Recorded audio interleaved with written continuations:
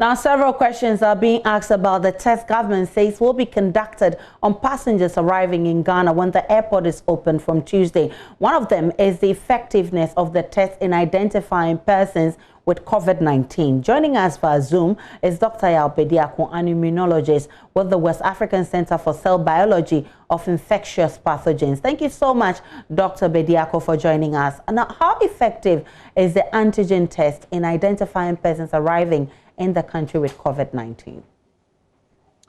All right, thank you, Aisha, for having me on the show. I think when we think about sensitivity, it's a bit of a moving target, because what you have to understand is tests are designed for specific purposes. So antigen tests in general are considered to be somewhat inferior to PCR tests that have been, that are the gold standard that have been used in Ghana to this point. The reason being that PCR tests require much less viral material in order to detect the virus. So by nature, the PCR test has an amplification step. So if there's very little viral material, it's able to amplify it and detect it.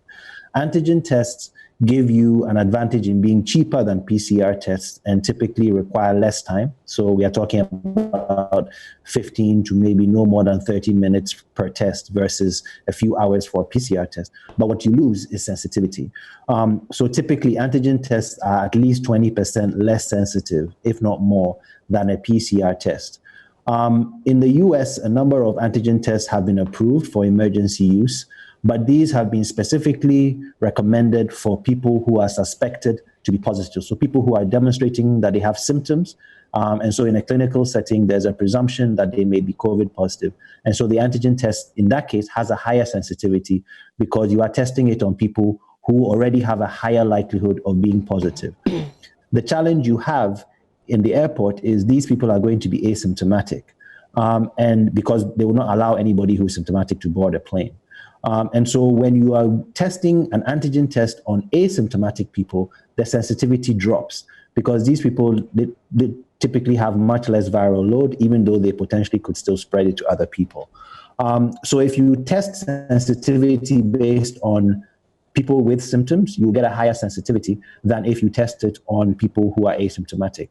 And I'm not clear which group was used for the validation that the Ministry of Health is describing. So in our case, it's not PCR, it's actually the antigen test. Yes, I believe so. I mean, I think there have been conflicting reports in the media. There is no such thing as a rapid PCR test. PCR tests by their nature take at least 40 to 45 to an hour to run. In addition, you have a number of pre-run stages that you have to go through. So it would be very unlikely that you could have a PCR test that could be done in less than, an hour. So I believe that reports I have heard subsequently have been that the test being used at the airport is in fact an antigen test, a rapid antigen test, which agrees more with the timeline of 15 to 30 minutes.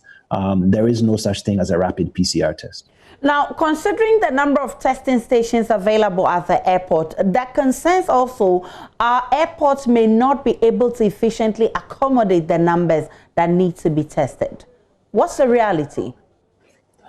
Yes, I listened to the news conference today with the head of the Ghana Airports company. I think he described that in their simulations, they expect that they will get, at peak hours, they'd have maybe 1,000, 1,200 passengers arriving. I guess if you have 2 or 3 big carriers land at full capacity, that is the number you will get.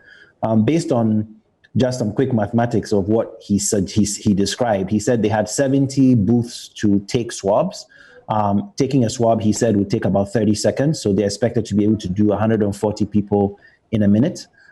So I don't believe that sample collection will be the challenge. He said they have 80 machines to do the sampling, to do the testing, and each of those machines could do 6 samples at a time, and it will take between 15 to 30 minutes to run a test. So if we say it's 30 minutes, that is a total of 480 samples done in 30 minutes.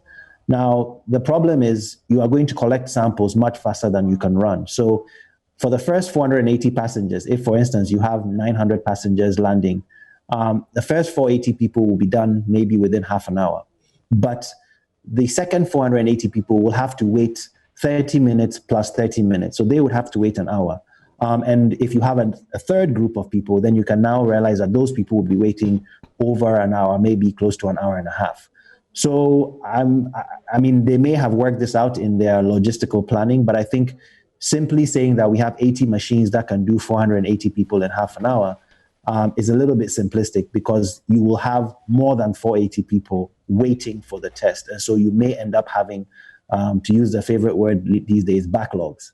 And that may affect your ability to adequately space people and safely contain people in the airport. So we actually also need to psych the people, the passengers coming, not to say that you wait only 30 minutes, maybe more than that, because it could go as long as like 120 minutes from per your analysis.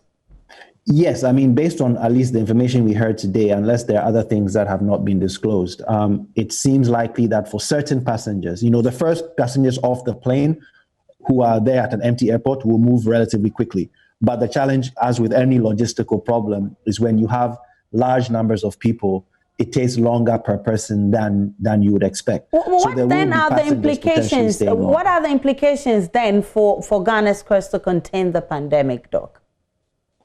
I mean, I think the challenge we have right now is, you know, I laud the government's commitment to preventing infections from entering.